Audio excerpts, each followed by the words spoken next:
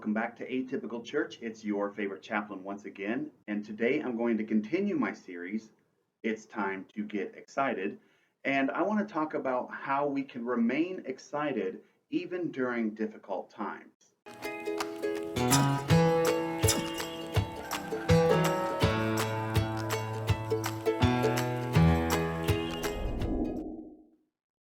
Okay, have you ever been really excited about something only to have your hopes dashed? Maybe you've seen the look on a young child's face when they were excited about getting a toy out of a machine and then they put countless loonies or dollars into the machine and didn't get anything. Something kind of like that, right?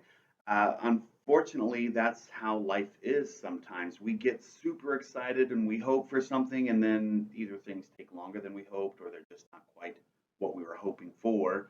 You know, if you've ever bought something on one of those late night TV ads and it's like, oh, buy now for $59.99 and you'll get a second one for free.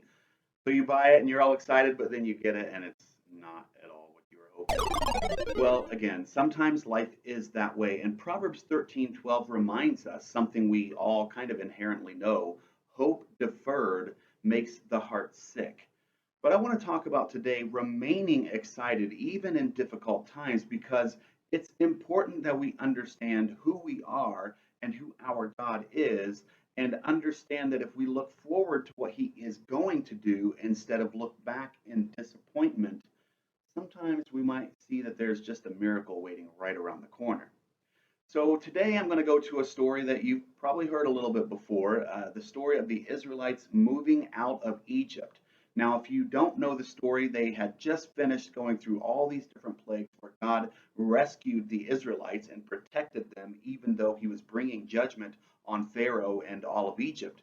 And you would think that as they finally got away from all of that, out of Egypt, on their way to the promised land, that they would kind of look back and think, wow, the worst is behind us. Everything is going to be hunky dory from now on. It should be exciting. Let's go forward.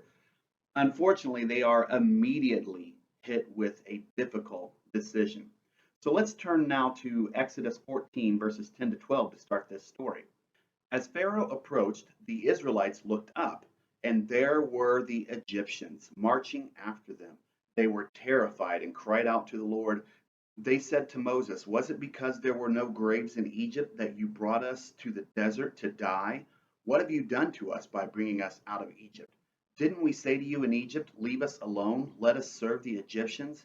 It would have been better for us to serve the Egyptians than to die in the desert."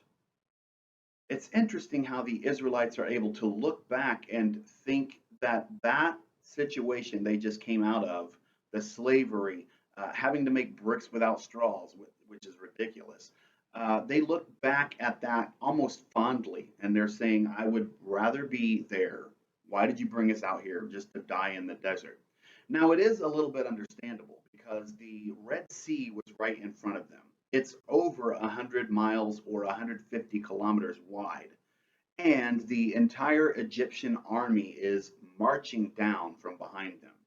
So they're pretty much literally between a rock and a hard place. And I can understand why there would be some despair, but God wasn't done yet. And that's what's interesting about this story. You see, it's interesting when we get in these kind of situations to remember something that David wrote in Psalm 42, verse 5, where he said, "Why, my soul, are you downcast? I will put my hope in the Lord."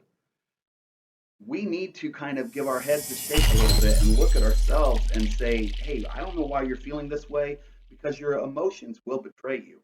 I'm feeling angry or frustrated or hopeless or whatever it might be." Sometimes we need to look within ourselves and say, "Why are you feeling this way?" We need to remember that our hope is in God and He will provide. So that's kind of what Moses had to say here. In verse 13, it records that Moses answered the people, "Do not be afraid. Stand firm, and you will see the deliverance the Lord will bring you today. The Egyptians you see today, you will never see again. The Lord will fight for you. You need only to be still." Now, there are a couple of things worth pointing out there. One, the fact that Moses had no idea how God was going to fix this, or honestly, if God was going to fix it. Now, obviously, he was confident in his God, But he didn't know God was going to part the Red Sea. He didn't know how God was going to fix this, but he knew God would take care of them. And that's really all that matters. And once again, it reminds me of David when he was going out to fight Goliath. He didn't know how it was going to end. He just knew that his God would be with him. And that's all that mattered. And when you're facing difficult situations and finding that it's hard to remain excited about life and a future and a plan and things like that, remember that we don't have to know how to fix the problem. All we have to do is trust that God will guide us. Now, what's interesting is that Moses told the people, well, God told them, to be still. Now, that word actually comes from a Hebrew word, rapha, which basically means surrender. When we're in these desperate situations, we need to remember to surrender ourselves to God and welcome Him in and say, God, I don't know what I'm going to do. I have lost my excitement. I have lost my joy, but I invite you in. That's what God was telling the people to do. Now, something worth noting about being still, there are a few things you can do while you are being still that will help you move through the situation. Now, these are some things I've kind of, I don't want to say made up, but I've taken from a few different websites and some things that I've seen around and kind of prayed about what I feel is the best that lines up with this message. And so here I'm going to give it to you. Step one is to identify the problem. What is it exactly that's overwhelming you? Is it the Egyptians marching down? Is it the Red Sea in front of you? Is it that I just don't know how I'm going to get through it and that's making me anxious? Is it the bill needs to be paid and I have no idea how I'm going to pay it?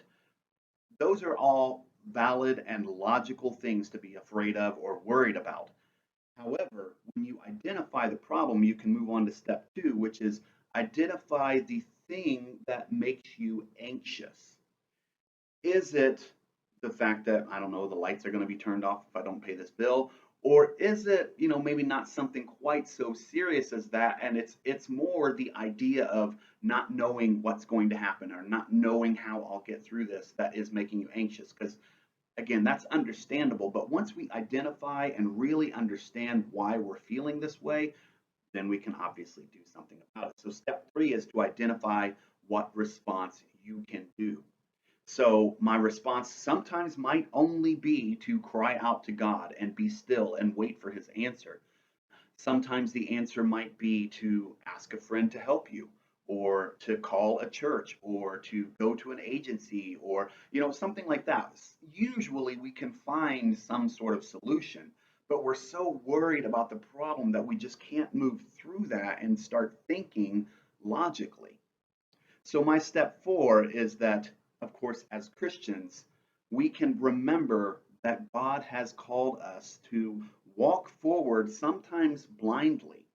And that's what faith is. It's simply to step out in faith, doing what he's asked us to do, even when we don't fully understand or know if there's going to be a positive outcome.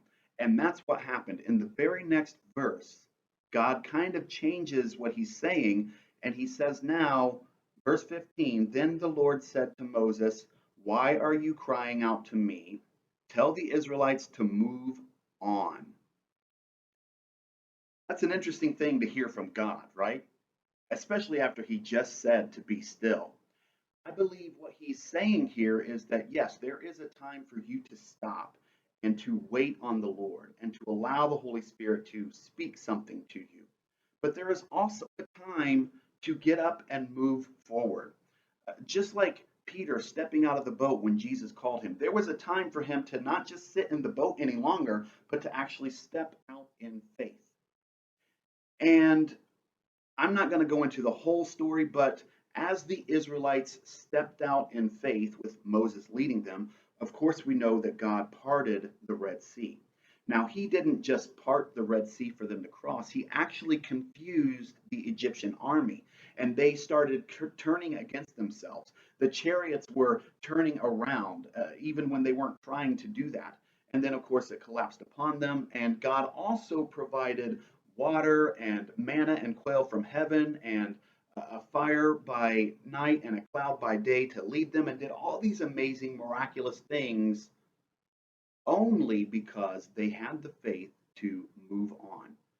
And thank God that Moses listened, because he could have easily stood there and complained and maybe even argued, much like he did when he first was called by God with the burning bush, when he had all these excuses.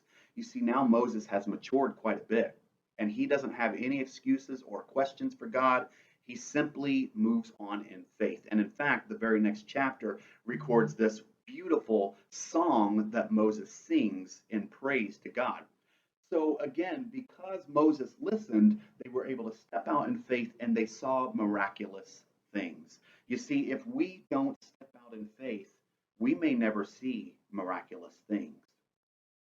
The Israelites could have very easily died in the desert right then, just like they wanted. They could have easily been collapsed by the Red Sea or taken out by the Egyptian army coming behind them. But because they held on to that glimmer of hope, that glimmer of excitement, God did amazing things. And He can do that for you as well. Finally, I want to end with the fact that Philippians 1:6 reminds us that God is not finished. He will carry on the work to completion. When you feel like you're stuck and that God has abandoned you, I encourage you to be still, wait on the Lord, and then move on in faith when you hear. Sometimes you might have to go ask some friends or some valued people at the church, or read the Bible a little bit and kind of get some idea and some direction. But eventually, yes, move on in faith, in excitement that God is going to do something amazing. And I guarantee you that the Israelites and their kids, and even us now, thousands of years later, are able to look back at that moment of trial and that moment of faith and be encouraged by it.